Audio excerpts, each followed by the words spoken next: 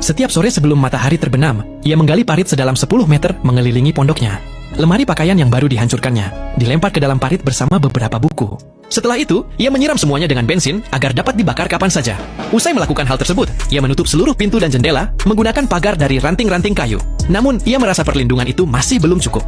Ia kembali ke dalam kamar dan memperkuat bagian dalam pintu serta jendela dengan papan kayu sebagai lapisan pertahanan kedua. Setelah semua persiapan selesai, David memasukkan peluru ke dalam senapannya. Hal itu sedikit menenangkan pikirannya. Tak lama kemudian, malam pun tiba. Tiba-tiba terdengar suara benturan keras dari luar.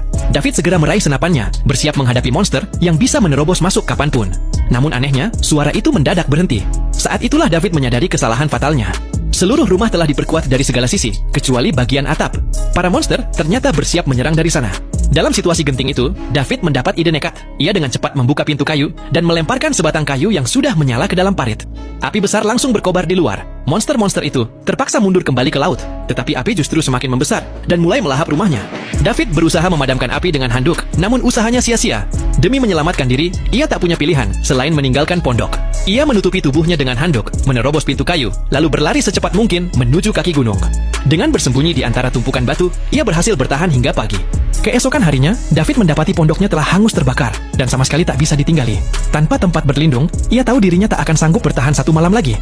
Di pulau terpencil itu, selain pondoknya, hanya ada satu bangunan lain yang layak huni, yaitu menara pengawas di tepi laut. Seorang lelaki tua tinggal di menara tersebut. Sistem pertahanannya sangat kokoh, dengan ranting-ranting tajam yang ditancapkan mengelilingi bangunan.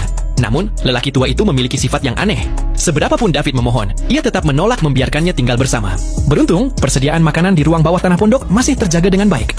David menggunakannya sebagai bahan negosiasi, hingga akhirnya lelaki tua itu setuju menerimanya. Meski demikian, mereka tetap harus menghadapi monster-monster mengerikan itu. Setiap malam, lelaki tua tersebut menyalakan lampu sorot di puncak menara, mengisi amunisi ke berbagai senjata, bahkan menyelipkan parang di pinggangnya. Jelas, persenjataannya jauh lebih lengkap dibanding milik David. Setelah semua persiapan tempur selesai, mereka berdua dengan penuh keyakinan menuju balkon. Di bawah cahaya lampu sorot, mereka melihat kawanan monster bergerak mendekat.